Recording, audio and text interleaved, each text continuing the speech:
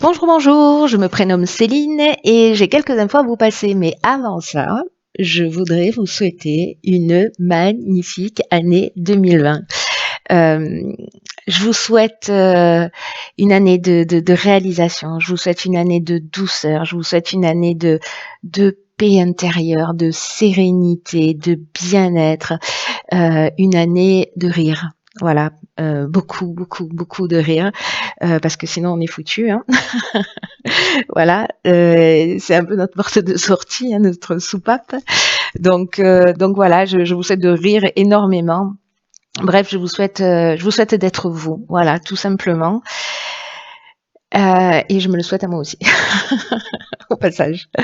Bon, en tout cas, vraiment plein de bonnes choses dans cette année qui est, on le sait tous maintenant, une année tout à fait spéciale. Alors, j'ai quelques informations à vous passer tout de même. En fait, j'en ai 3, donc je vais essayer de faire FISA. Alors, concernant l'étude, très important sur l'étude entre neurosciences et numérologie et un peu astrologie au passage. Merci pour tous vos retours. J'avais dit que je clôturais au 31 décembre, sauf qu'en fait, il y a beaucoup d'entre vous, un petit clin d'œil à Charlène en particulier, elle comprendra pourquoi, elle se reconnaîtra. Il y a beaucoup de personnes qui m'ont fait des demandes sur cette étude au mois de décembre en me demandant si elles pouvaient les rendre sur le mois de janvier, donc il n'y a pas de souci. Voilà, on ne se prend pas la tête. Je vais repousser la date des réponses jusqu'au 31 janvier. Merci infiniment pour vos retours. Il y a beaucoup de personnes parmi vous qui m'ont dit, et pour moi c'est déjà une partie voilà très importante que les tests réalisés, ça vous avait aussi permis de réfléchir sur vous et d'apprendre des choses et de vous éclairer. Donc déjà rien que sous cet aspect-là, je trouve ça génial. Et voilà, merci pour tous vos retours. Donc voilà, pas de stress. On va commencer l'année voilà avec le sourire. Et donc voilà, jusqu'au 31 janvier, s'il y a des personnes qui veulent demander à réaliser cette étude pendant le mois de janvier, c'est encore possible. Voilà. Après, je peux pas repousser jusqu'en 2025, autrement on va jamais s'en sortir. Mais voilà, le 31 janvier, on va dire que c'est le dernier quart. Donc voilà pour l'étude, pour détendre un peu, pour détendre un peu tout le monde. La deuxième chose, c'est que cette année, je vais faire les tirages d'une manière un petit peu différente. Je vous en avais parlé dans le tirage annuel, mais du coup, je vais vous expliquer.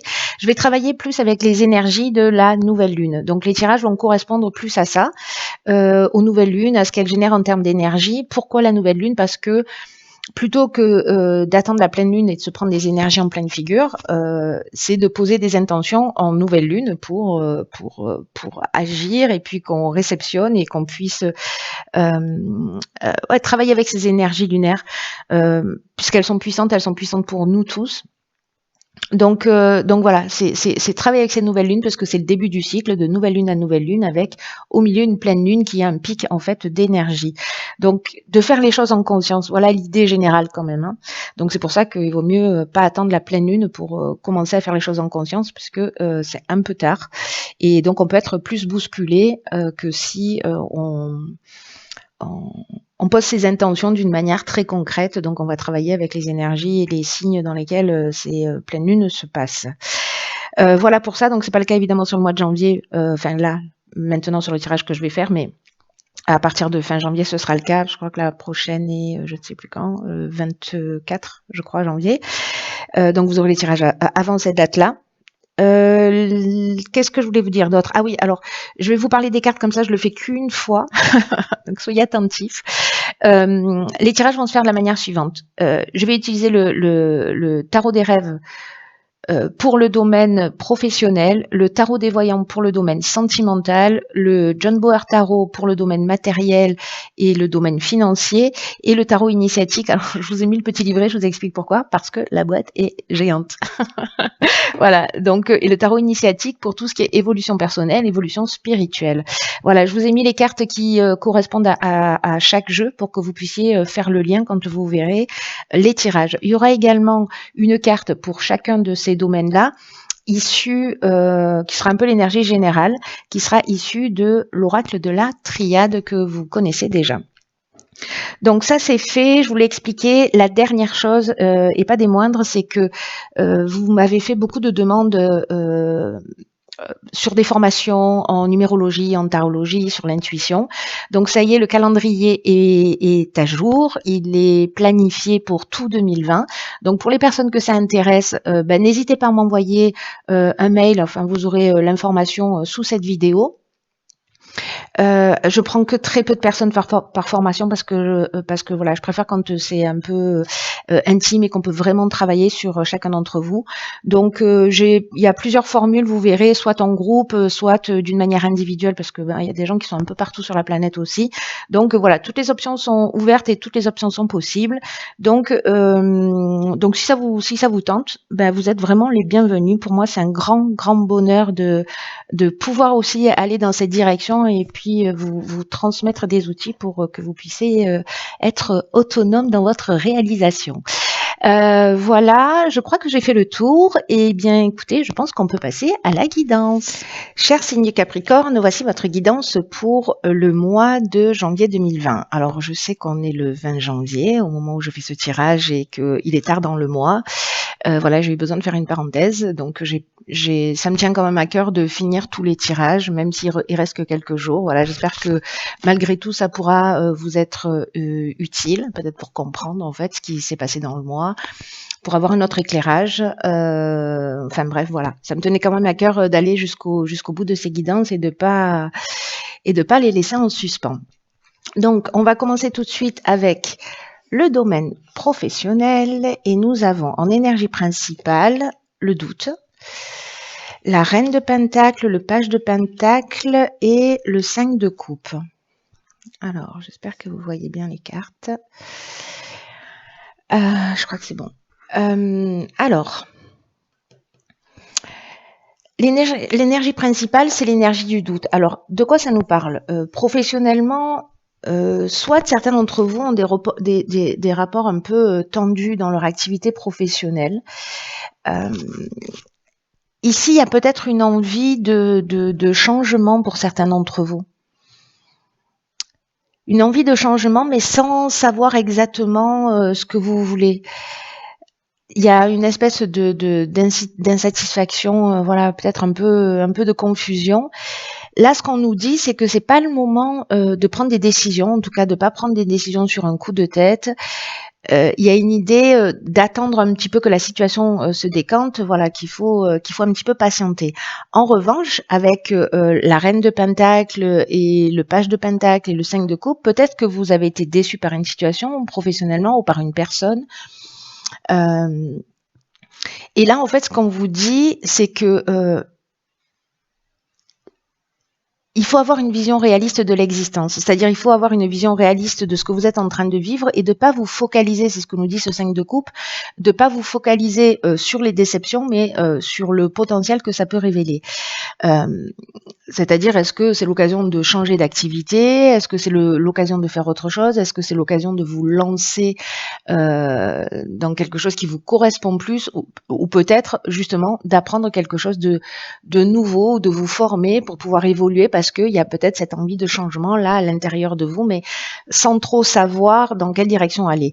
Là, il y a une idée, en fait, d'être extrêmement pragmatique, c'est-à-dire de poser les choses. Ici, avec la reine de pentacle, on a une vision réaliste de l'existence.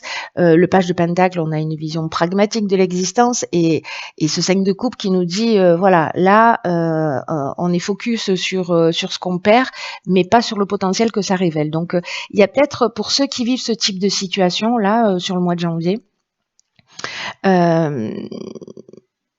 il y a peut-être une occasion, en fait, de partir dans une nouvelle direction, parce que vous sentez ce changement, mais de pas vous précipiter, c'est-à-dire de commencer à réfléchir à ce qui serait pertinent pour vous. Est-ce que c'est précisément, encore une fois, de vous former pour accéder à un autre poste dans l'entreprise, d'acquérir de nouvelles connaissances, peut-être pour vous lancer, peut-être de faire les choses d'une manière un petit peu différente, peut-être de trouver une formation si vous êtes sans emploi, voilà, pour changer de direction si vous trouvez pas d'emploi dans lequel vous êtes. Bon, vous n'avez pas attendu que je fasse cette guidance pour pour faire ça, j'imagine, mais en fait l'énergie est propice à ça. En tout cas, voilà, pas de décision brusque, pas de décision sur un coup de tête. Et même s'il y a quelque chose qui ne fonctionne pas, L'idée, c'est que c'est là pour révéler autre chose, un autre potentiel. Voilà. Et l'idée, c'est de le trouver là. Voilà, pour vous mettre en sécurité, soyez une mère pour vous, c'est ce que nous dit aussi cette reine de Pentacle, hein, qui est la mère nourricière. Alors sur le plan sentimental, ok. Donc on a le 10, je vais dire le 10 de réussite. Le 10 qui est la réussite. Une arcane majeure qui est le chariot. Et le 4 de coupe. Ok. Alors,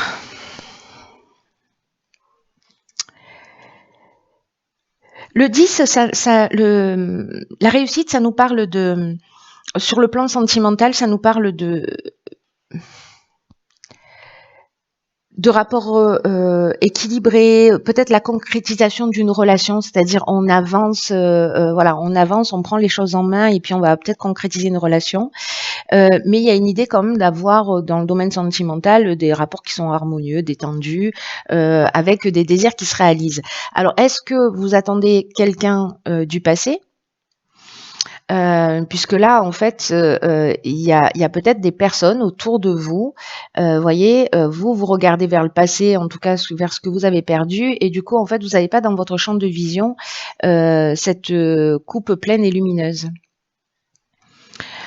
Donc peut-être que là, l'idée est dans la réussite, si je le prends au sens strict du terme, en sortant de la définition de l'oracle de la triade, c'est simplement que peut-être vous allez réussir à tourner la page du passé dans le domaine sentimental et à avancer pour vous. Voilà, pour peut-être avec cette occasion de regarder ce qu'il y a, les personnes qui sont autour de vous, ou peut-être de nouvelles relations, parce qu'on est dans le domaine sentimental, mais relationnel d'une manière générale. Voilà, il y a quand même une idée ici d'être attentif à ce que vous avez et pas à ce que vous avez perdu, et peut-être justement agrandir son champ de vision pour savoir aussi ce qui se propose à vous. Il y a peut-être des gens autour de vous qui sont là pour vous, et comme vous êtes focus sur une situation qui n'avance pas,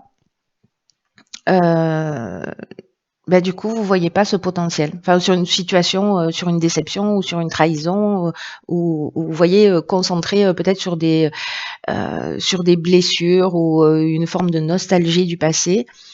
Vous passez à côté peut-être de choses qui vous sont proposées, parce que ici, je ne sais pas si ça se voit bien, mais il y a une main tendue ici qui porte ce bol. On la voit pas.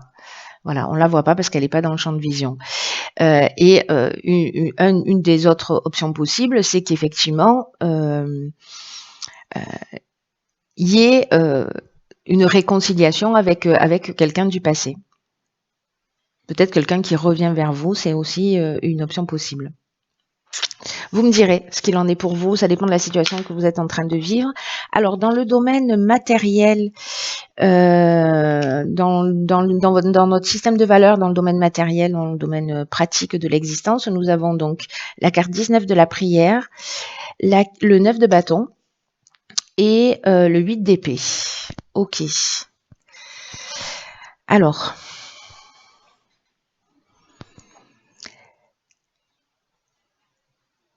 la prière, c'est une carte qui, dans le domaine matériel, nous dit que matériellement, voilà, la situation. Alors financièrement, la situation est bonne et fluide. Il n'y a pas forcément une abondance énorme, mais en tout cas, il y a une situation sur le plan matériel qui a l'air d'être comment dire, équilibrée. Ensuite, avec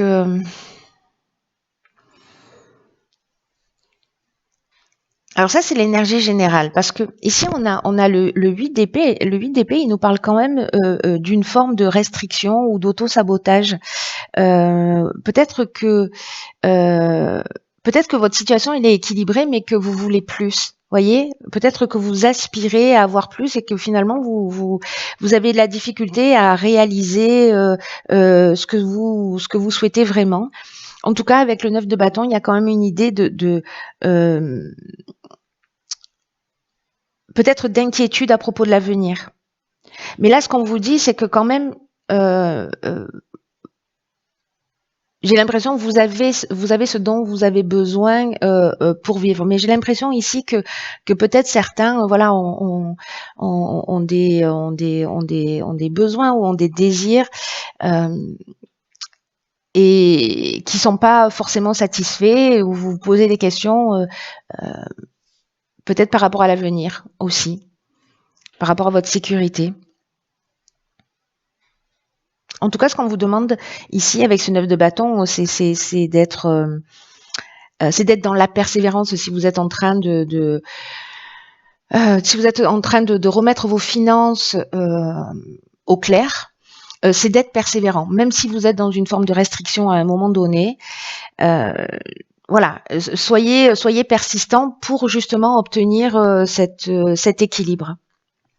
Parce que même si vous vous sentez piégé ou si vous vous sentez bloqué, voilà, faites attention à pas être trop dans la dispersion ou entravé par un certain nombre d'illusions. Soit vous adoptez cette attitude justement voilà, d'être persévérant et de continuer à avancer pour vous stabiliser, même si ça demande un temps de restriction. Voilà. Ou peut-être vous voulez partir dans un pays et que tous les mois vous allez vous serrer un petit peu la ceinture pour partir en vacances et voilà, et que vous aimeriez pas avoir à le faire. Vous voyez, il peut y avoir une idée comme ça aussi. En tout cas, c'est pas négatif du tout, hein. Alors, sur le plan personnel et de l'évolution spirituelle, donc ici on a de l'évolution personnelle et l'évolution spirituelle, et où, voilà, on a ici la carte 43 de la clé. Nous avons à l'ombon l'ermite qui sort quasiment tout le temps, mais bon, c'est un peu l'énergie générale aussi. Et nous avons le monde. Magnifique tirage là. Magnifique tirage. Par quoi je commence? La clé, je vais commencer par ça, par l'énergie, par cette énergie principale de la clé, qui nous dit que pour certains d'entre vous, quand même, la spiritualité ou le développement personnel, ça tient vraiment une place importante, peut-être dans votre quotidien. Il y a une idée de confiance vraiment en l'existence, confiance dans les synchronicités, confiance dans le processus de la vie. Peut-être que certains d'entre vous ont été troublés par des perceptions, par des rêves ou par des événements, justement par ces fameuses synchronicités. Mais là, vous allez trouver, avec cette carte de la clé, vous allez trouver un éclaircissement. Vous allez voir les choses plus clairement, vous allez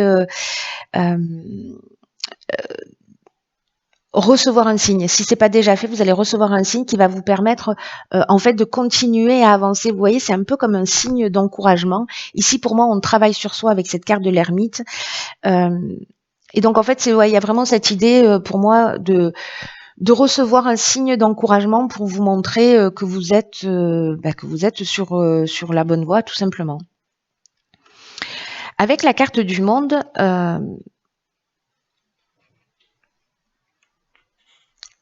c'est la fin d'un cycle, c'est-à-dire c'est un aboutissement parce que c'est la dernière lame du tarot. Donc il y a une idée pour moi là d'aboutissement, c'est-à-dire une compréhension. Après ça s'arrête jamais, donc vous finissez un cycle pour en commencer un autre, mais il y a quand même une forme de maturité et d'aboutissement par rapport à peut-être à ce que vous avez traversé, même si ça n'a pas été forcément simple, même si peut-être il y a eu des bouleversements émotionnels, mais peut-être certains d'entre vous se sont retrouvés aussi dans une forme de parenthèse, voilà, où ils ont eu l'impression peut-être de pas avancer, mais finalement, et ça correspond peut-être à quelques semaines ou à quelques mois, mais du coup, ce temps d'arrêt, ce temps de parenthèse, qui peut-être vous a obligé à réfléchir par rapport aux situations que vous avez rencontrées, qui étaient peut-être déstabilisantes, à prendre conscience d'un certain nombre de choses.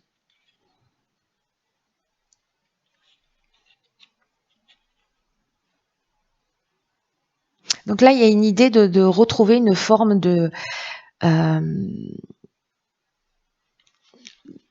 une forme de liberté, une forme d'autonomie.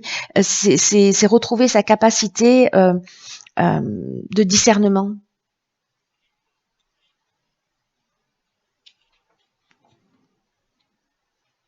C'est vraiment, il y a une idée de synthèse, vous voyez, c'est la carte de la synthèse, le monde par excellence. Donc là, j'ai l'impression que vous allez recevoir des signes pour vous dire, voilà, bravo. Bravo pour le travail, bravo pour cette évolution. Et je pense que certains d'entre vous qui sont dans ce travail personnel vont vraiment sûrement sentir l'avant et l'après. Sûrement peut-être à partir de la nouvelle lune si c'est pas déjà fait.